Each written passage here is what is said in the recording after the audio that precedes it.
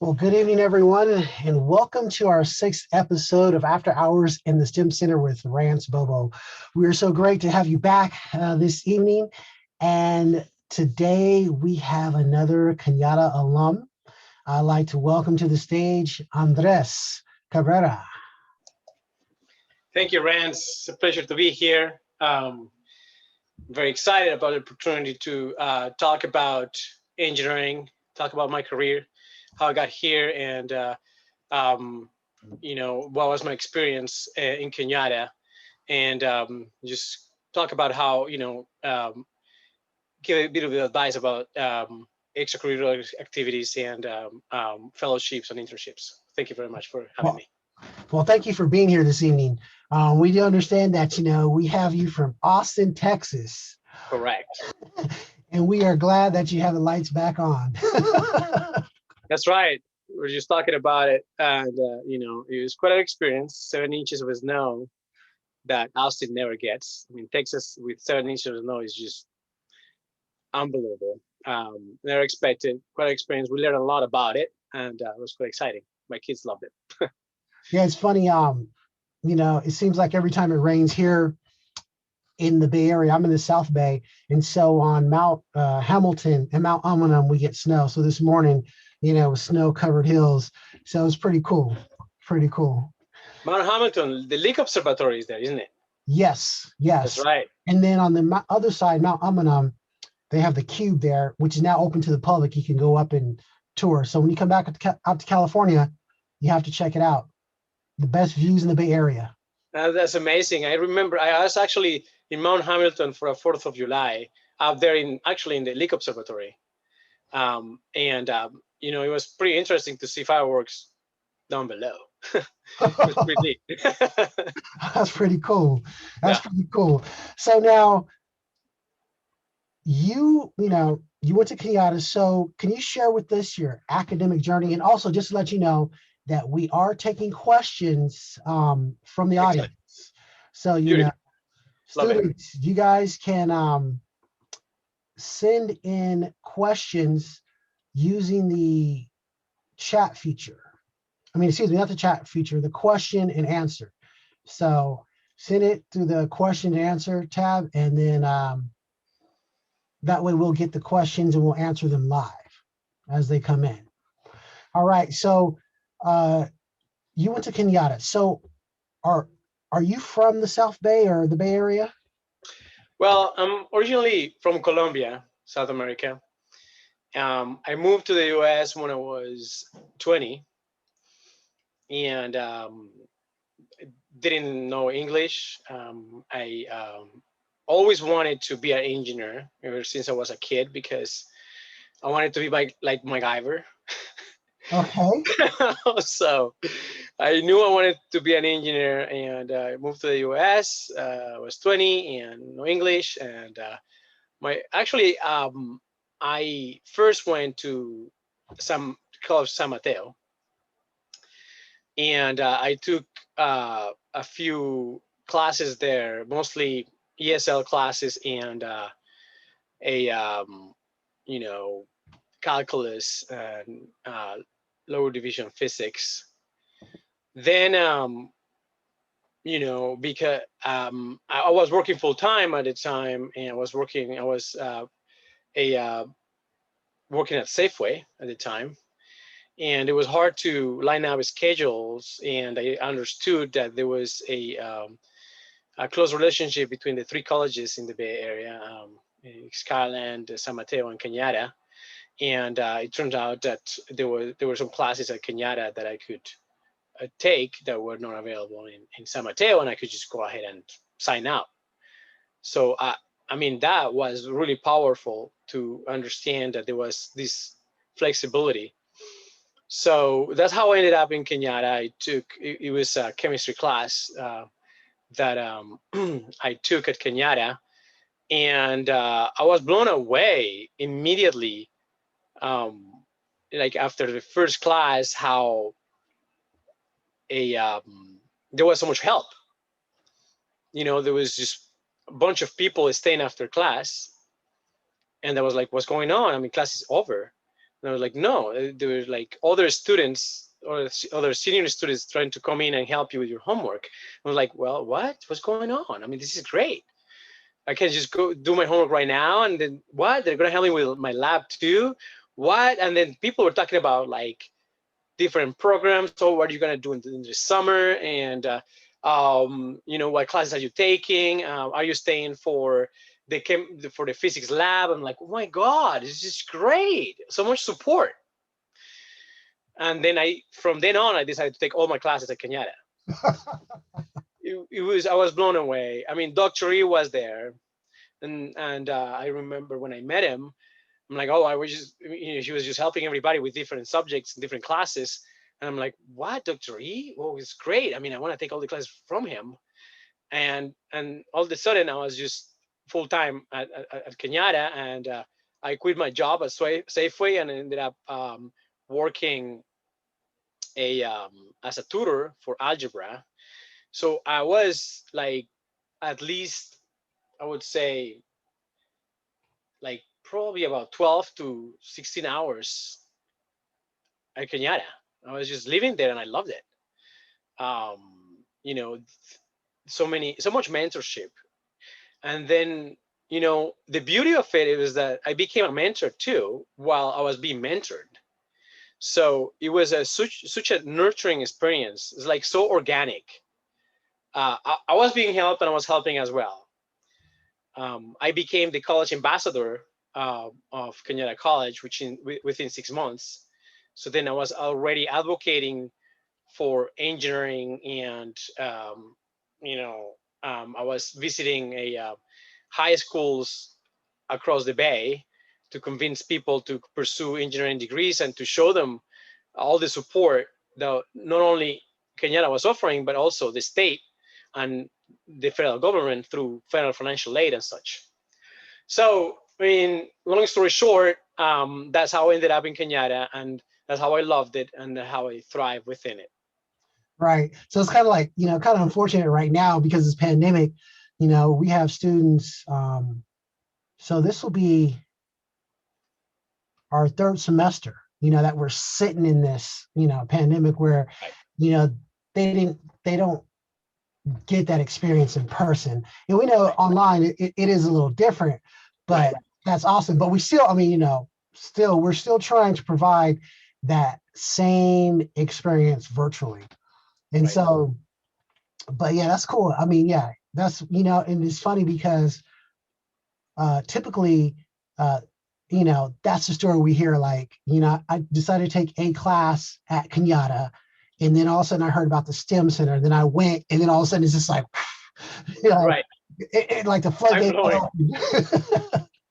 Something that they've never experienced. And so then you worked at Kenyatta, and then in the STEM Center. I mean, you said you spent so many hours a day there. I'm assuming you spent a lot of time in the STEM Center as well. Yes. At the time, it wasn't called the STEM Center. Was it the Mesa Center? Yeah. Yeah. It was the Mesa Center. Yeah, I don't remember the STEM.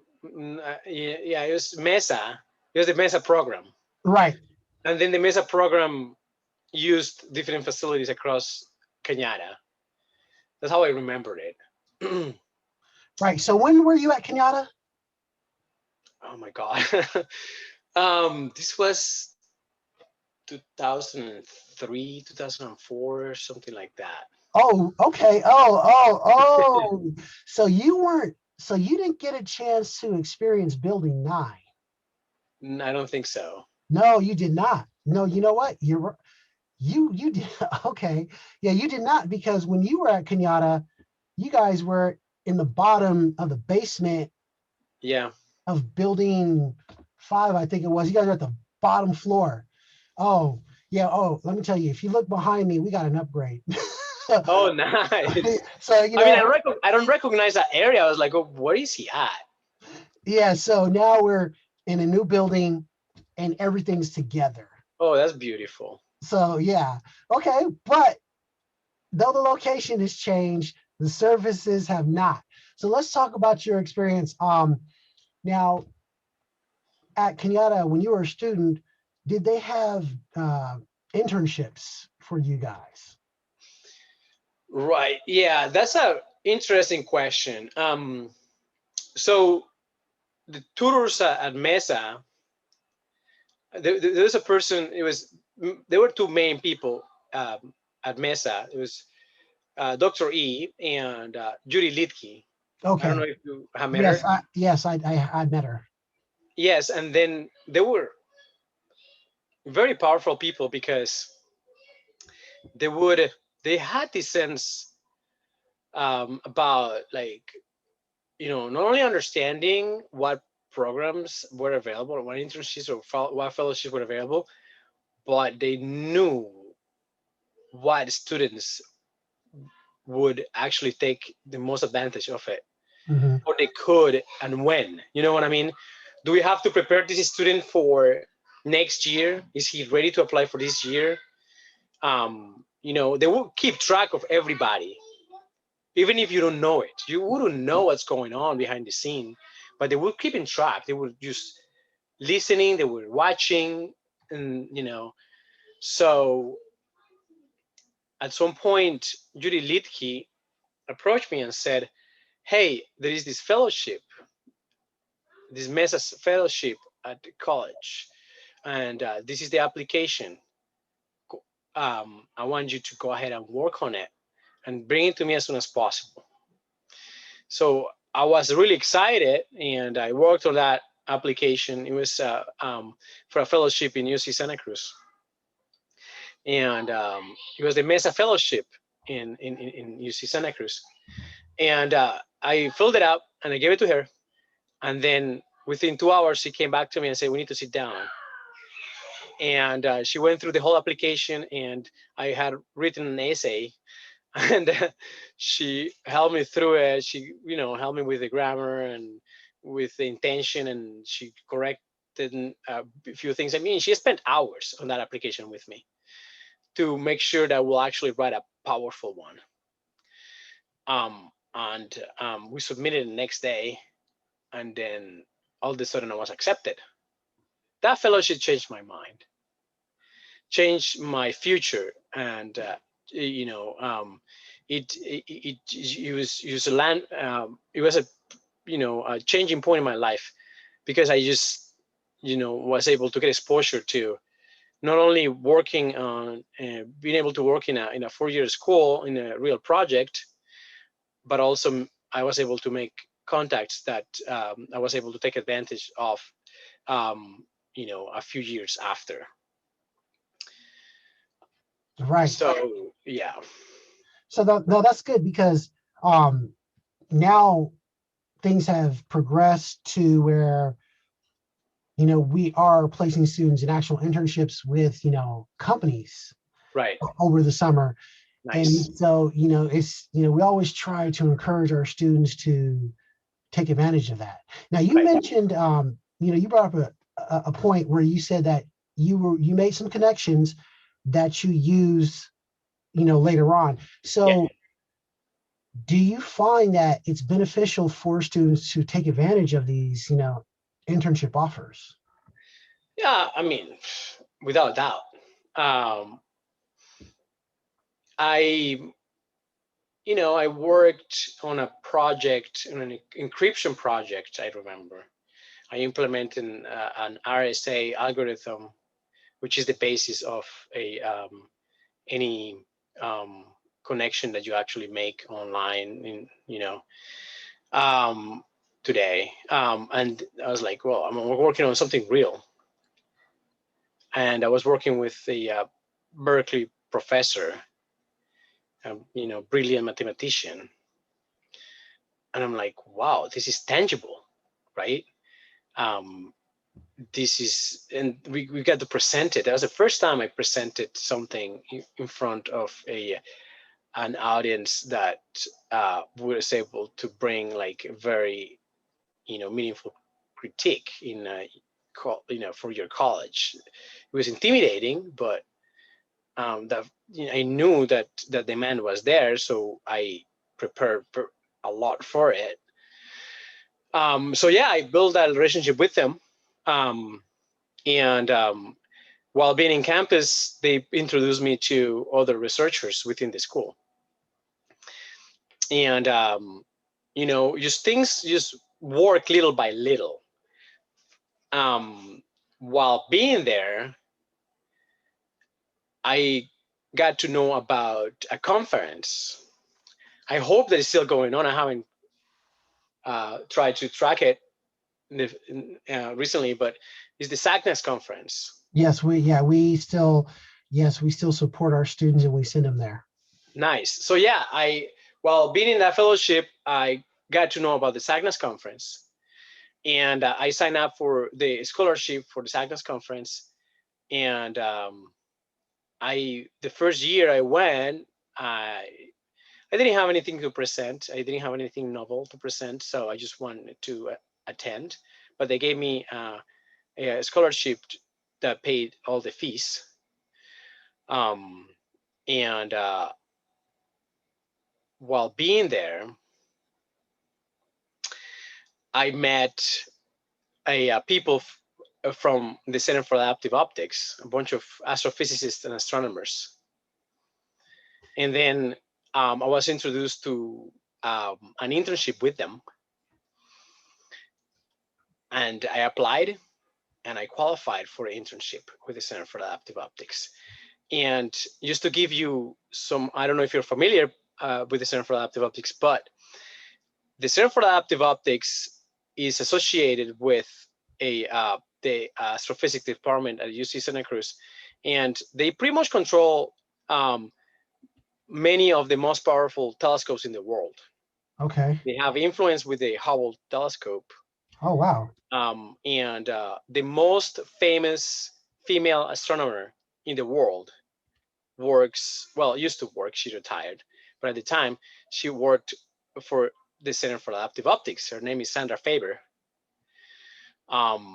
So then I signed up for an internship. I worked, and then I was accepted.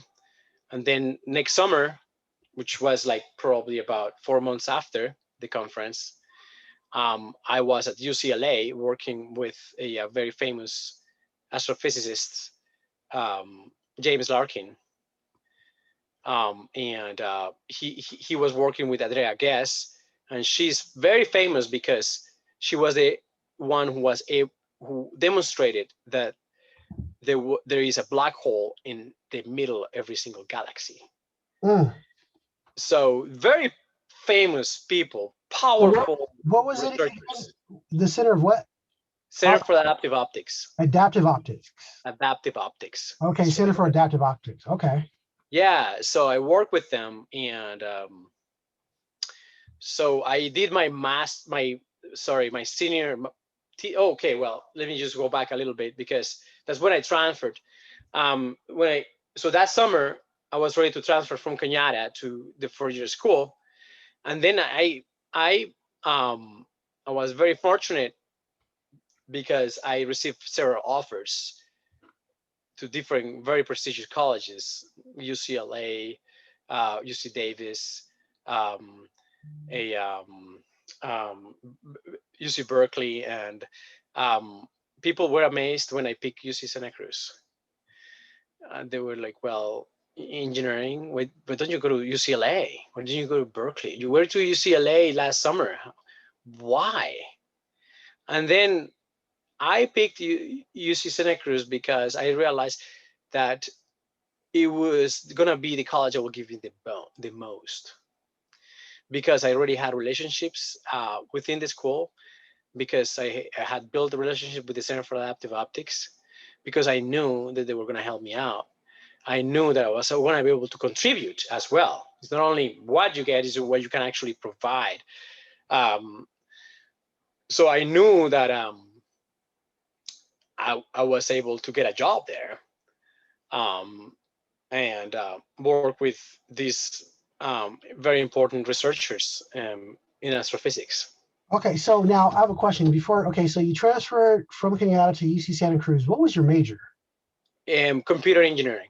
Computer engineering. Okay. Okay. So you transferred computer engineering to UC Santa Cruz. And then so you chose UC Santa Cruz. Part of it was because of your, internship there. Yeah, And with that internship, the connections that you made. exactly. Okay. That's Awesome. right. People, I mean, there is nothing wrong with UC Santa Cruz, but I mean, without doubt, UCLA and UC Berkeley have, you know, historically, they're stronger schools um, for engineering. So, I mean, I understood when, I received some critique of like, what are you doing? Like, well, I mean, you don't know my plan. Right. And you don't No, know the connections I have. right. And I always tell students this too, like, no matter where you go, no matter which college you Yeah, choose, 1 + 1 is going to be 2. yeah, H2O is always going to be water. And, granted, each campus, I mean, they can expose you to different things. yeah. But, like you said, hey, you've already had some exposures. You already had some weigh-ins. You didn't have to, you know, start all over again. Right. So there was one part, I had a path, and then I had like, okay, you're gonna help me out. I mean, the other thing that helped is that I got a really good scholarship for UC Santa Cruz. That Oh, did you get the Peaster? exactly. All right. All Yeah. right. So I got the PCER scholarship as well. So Okay, that so was a big difference. you heard it, guys. If you get a chance, apply for those scholarships. Yeah. And someone asked what scholarship was that. It's called the Peaster Scholarship, and it's offered at UC Santa Cruz. Go ahead and share the benefits of that scholarship. Oh my God, it's just mind blowing. I mean, I don't know what is now, but at the time, we're talking about like 2006, it was 20 grand. It still Um, is. it still is. Yeah. And it doesn't stop there. You get personalized like mentorship. And there is, at the time, I don't know if it's still the case, but the assistant of the chancellor make sure that you're being taken care of. That's a really powerful person in the school. She knows what's going on um, in that college, and she makes sure that you're taking you're getting the mentorship within whatever college within the university. um, you're going to you make sure that you're taking the classes that you're supposed to. She calls you and, hey, are you okay, are you happy? They Somebody told me, pizza scholars get treated like royalty. Is true. You get special treatment. But for the most part, I mean, there is no luxury. It's just that they just want to make sure that you're happy, and then you're getting opportunities and exposure that you're supposed to get. And that's really good because, four-year schools could be very intimidating. It's a big change. I mean, there is no Dr. E trying to help you out right after class. There is no other students trying to make sure that, you're getting your homework done, and your labs are getting done, and then make sure that, no, that is, you're by yourself. So, I mean, it's like extra help is beneficial for in these intimidating colleges. So yeah, PCER scholarship is great. Yeah, and also to speak to that, I used to work at UC Santa Cruz. Oh wow. So I used to sit on the panel for interviews, and I believe, okay, so you know what? When did you transfer to Santa Cruz? It was like 2006. Okay, so I came on that year, so I missed your interview, but after that, I was on all the other interviews. That's pretty Oh, funny. amazing. That is pretty funny. So yeah, so it's always beneficial to apply to the scholarships. Yeah, I mean, it's like once you apply for one, then it's easy to apply for 10, because I mean, usually they ask the same questions, or many of them do. So I mean, it's like, okay, why not applying for all of them? You know, all of them ask you for an essay, talk about yourself. Maybe you need to tweak a few things here and there. But at the end of the day, if you do the work for one, then just keep on asking what other scholarship are available and go for it. Awesome. Excellent. So then my next question is, so you get to UC Santa Cruz, how long were you there? And was there any type of special project that you did at UC Santa Cruz, or was there any type of internship that you took advantage of while you're at UC Santa Cruz? Yeah. So, you know, I stick with the Center for Adaptive Optics for the most part. They gave me a project to work on, and that became my senior project. So I graduated with that, with a project um, that was sponsored by the Center for Adaptive Optics, and that was really cool because, you know, once you're ready to graduate and you're taking that senior project class, you know, students are looking for a sponsor, right? Because a senior project could be expensive for, you know, if you're building something, if you're building a device or you're building, you know, it's expensive, could be expensive.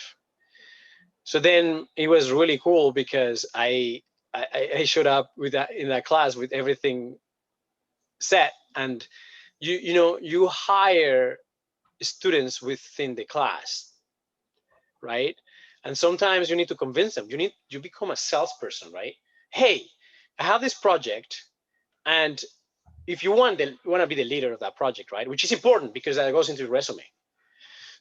So you go like, okay, you have this project, and this is what we're gonna do, and look, this is how all the fees are actually paid for. You know, all the parts that we need to build and everything.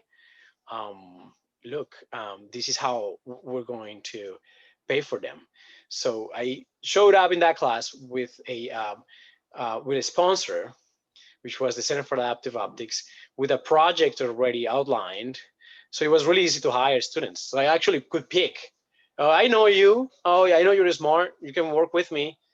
Um, and it was beautiful. Within like half an hour, I had already hired 4 students, and then I had already talked with them about all the benefits that come along with you know, the Center for Adaptive Optics. It was like, okay, you can get a paid internship this summer if you work with me in this project. And then they were like, okay, I'm in. So that was great. So we finished our senior project that summer with the Center for Adaptive Optics, and we graduated, and it was a great project. And that led to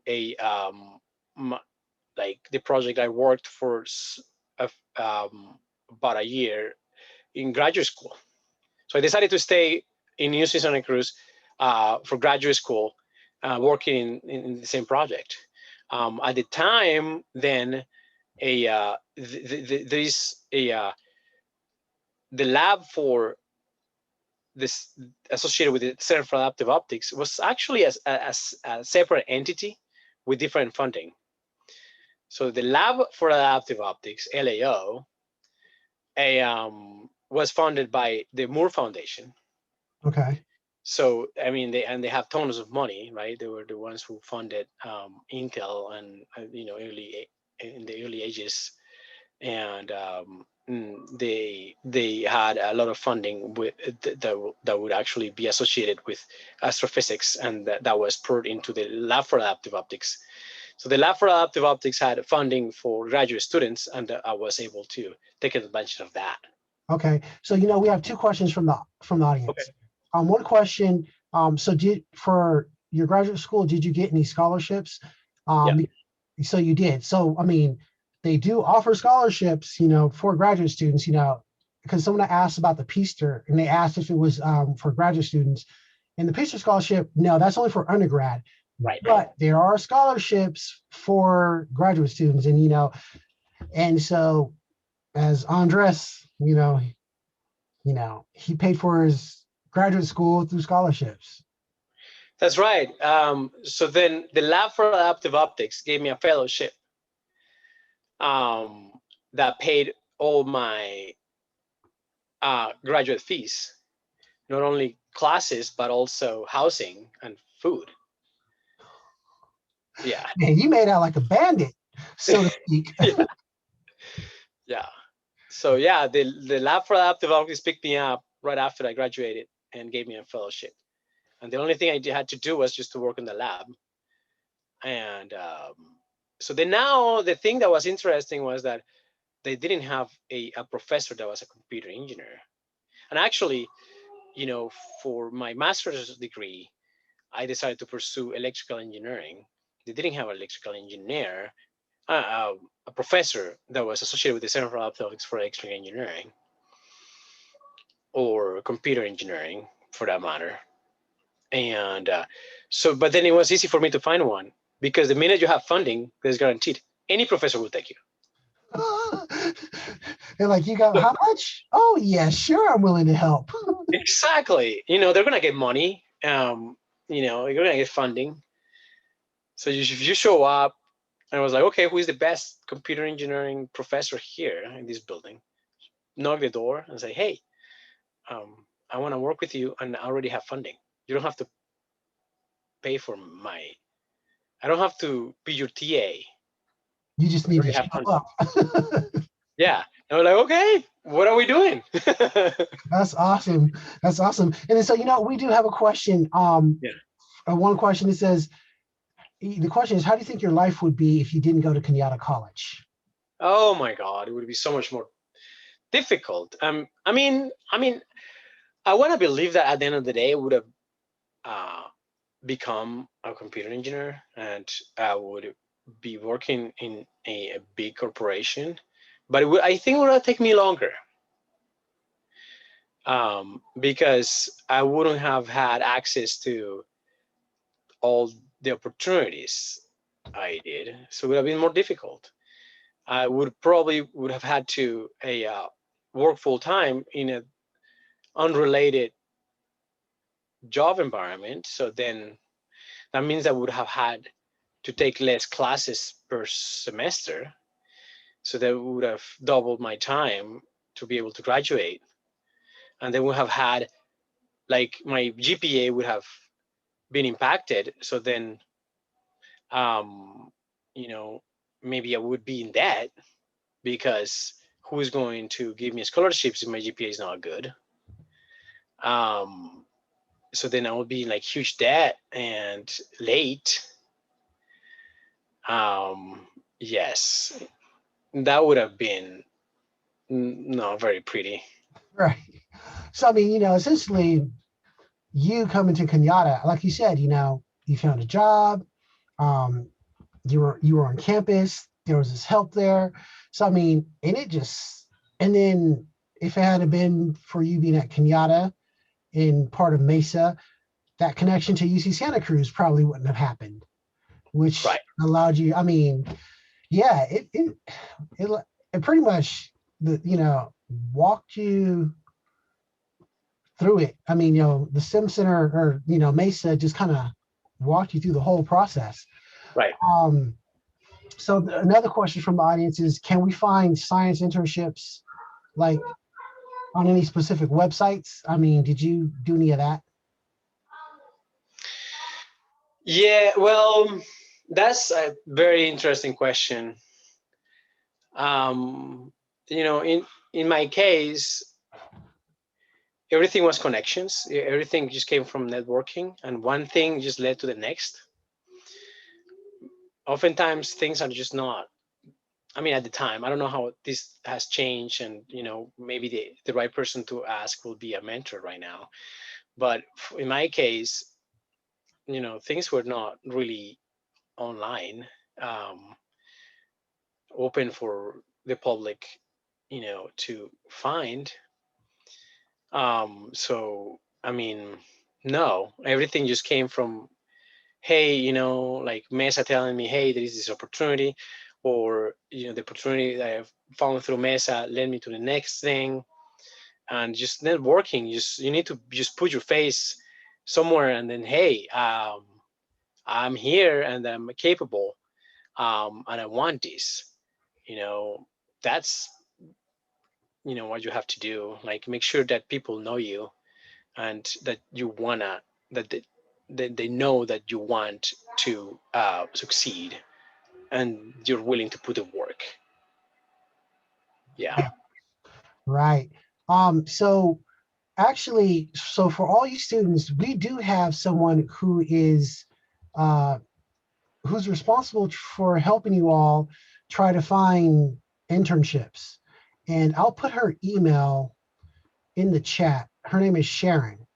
Um, Sharon, her job is to get students, hold on a second, to, connect them. And we want you all to take advantage of that and get in contact with her. She'll help you find an internship if you really want one. And there it is. It's in the chat for everyone to see. So, send her an email so she can, help you find internships and these opportunities that um, Andres, got to enjoy because we're still providing those services. And so, guys, take advantage of it. Take Yep. advantage of it. So you get your graduate in electrical engineering. Right. And then so what happens, because you're working on your master's, and then what happened after you finished? Because now you're looking at this professional.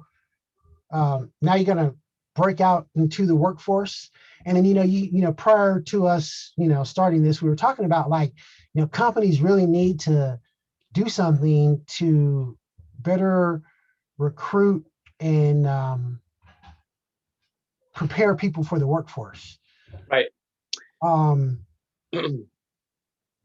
what, you know, can you speak to that? But before we get to that, someone Yeah. with a question, very interesting question. Uh, It's a good question. So from the audience, it says, when you look back on the 20-year-old Andres, what yeah. advice would you give him and what would you do differently? I would have done anything differently. Absolutely nothing. I think that the advice I received from all these mentorship programs was just accurate, and the only thing I did was to follow it. So, frankly, I think that I just follow my passion, and I would actually do exactly the same thing again. Just follow my passion, and put the hard work, and enjoy it. I mean, at the end of the day, I think that the success came in just because uh, I was doing something that I enjoyed, and I truly continue to enjoy. So once you do something you enjoy, you put the passion, you put the time, and it doesn't matter. It doesn't. I could stay until 3 in the morning working on what I like, and the same way that the 20-year-old Andres did. It's just because I love it.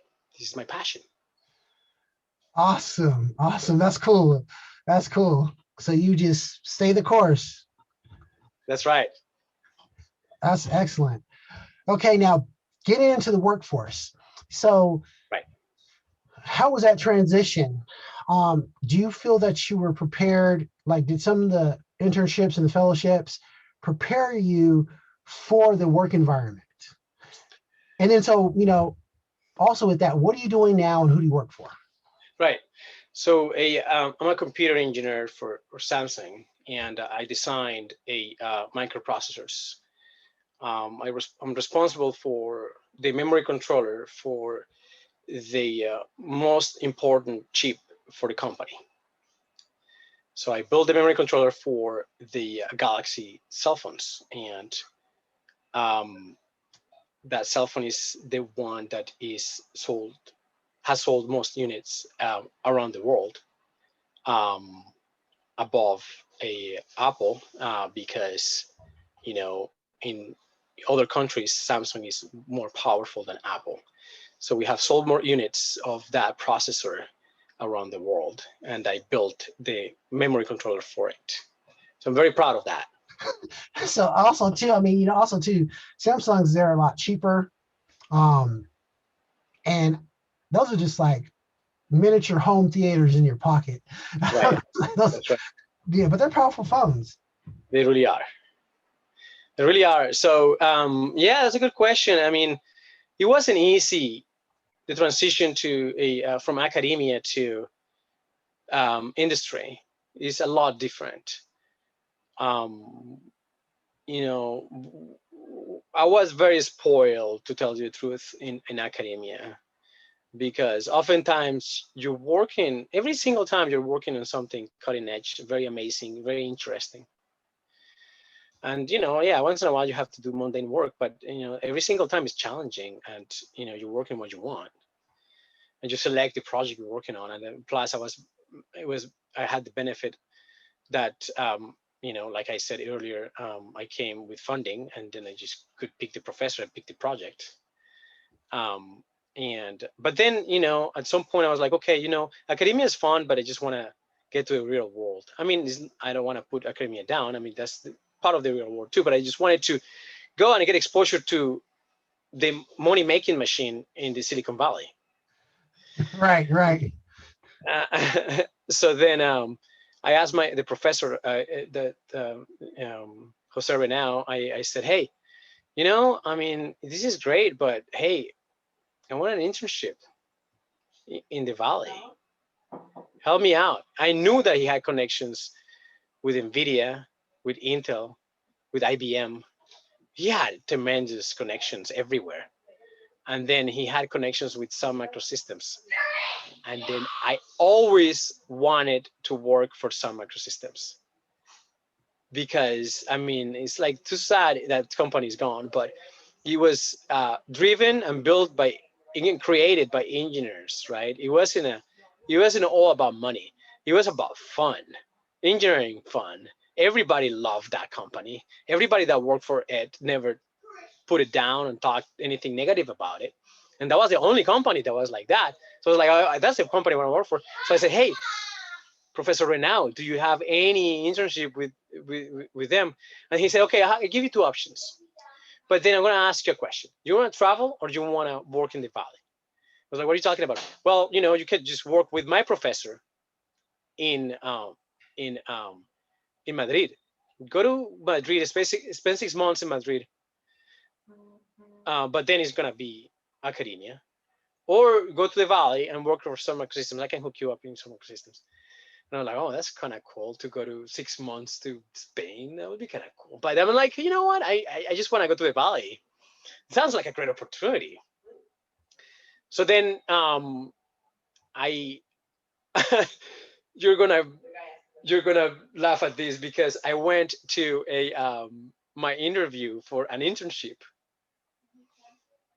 and you know the the person that was interviewing me was gonna be my future boss, and he said, "So this you're applying for an internship, blah blah blah." And then okay, fine.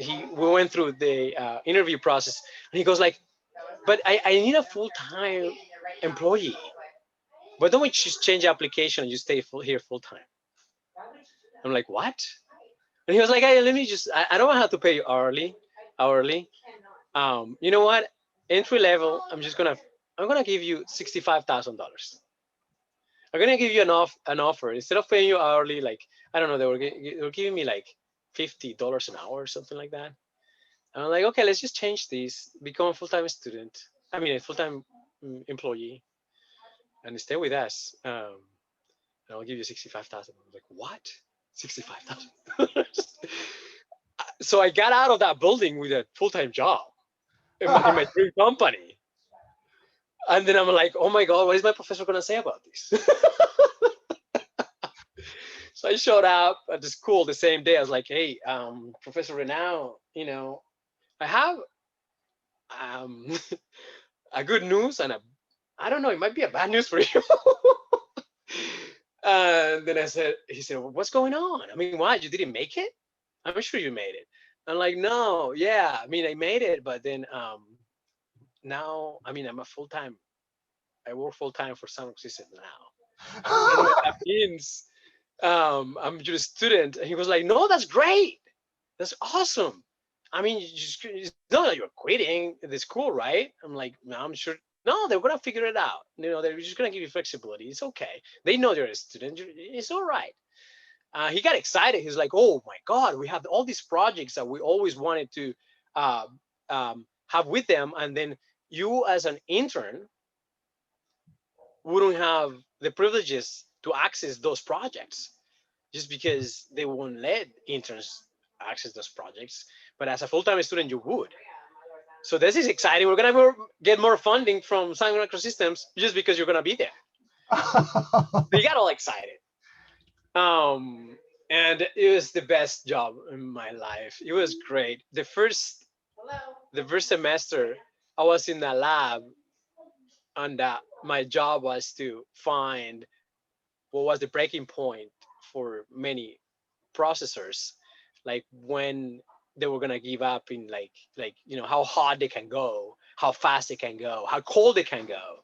So I was just blowing up things in a lab like a little kid. That's funny. No, I had so much fun in that job. It was just the best. Um, so yeah, like you said, just one thing just led to the next, and I was just having fun. Yeah, That's awesome. yeah. That is awesome. And then so you were with the company, I guess, until they had closed.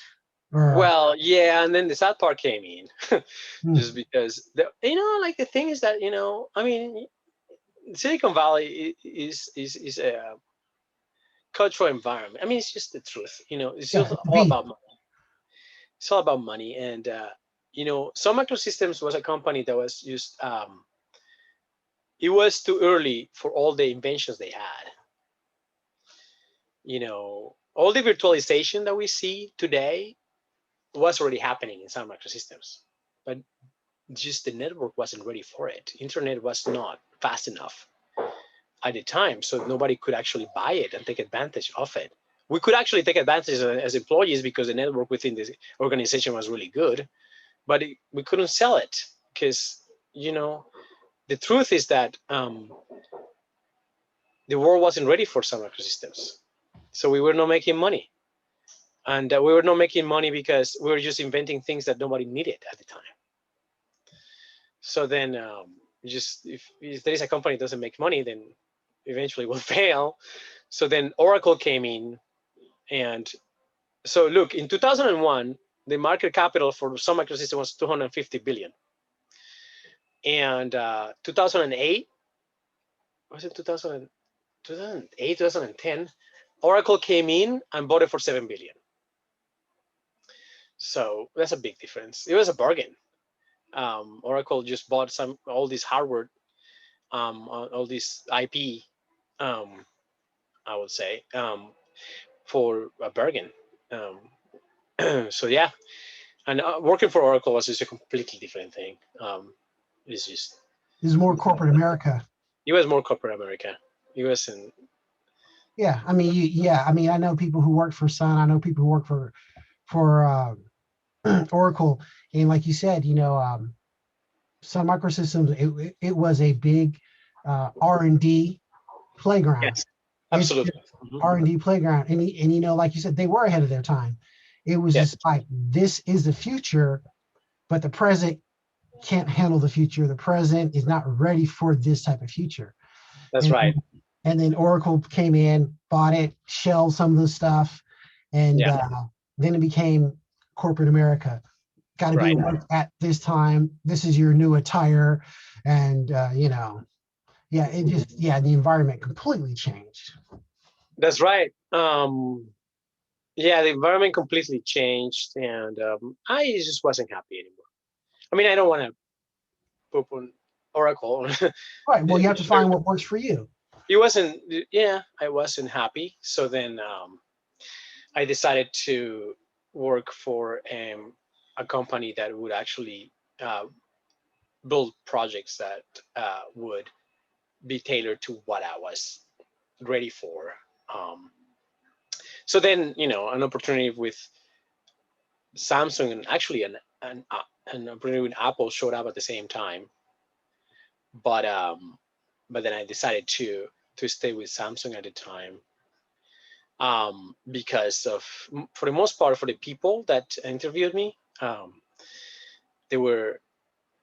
I realized that the work ethics and enthusiasm was very similar to Sun Microsystems, and this was AMD people. People that Mm, worked for AMD for many years had a very similar philosophy to what I had in Sun Microsystems. In fact, there were somebody that interviewed me was a prior Sun Microsystems employee, and then I asked him, "Hey, is it gonna be like Sonic?" He was like, "It's not gonna be that like Sonic exactly, but you know, um, there's there are many similarities between people that that worked in the past for Sun and people that worked or used to work for AMD." So then that's why I accepted. It was a big part of it, why I decided to stay with Samsung. okay. So we have a question from the audience. The question is, where do you see yourself in 10 to 20 years? Boy, I mean, 20 years, theoretically, hopefully retire, but at least 10 years. I mean, it's just I love building things, and I mean, like as you gain seniority, then you become, an architect. Um, hey, buddy, this is my son right here. Hey, There you go. Thank you for the performance. So yeah, I will be taking care of my kids.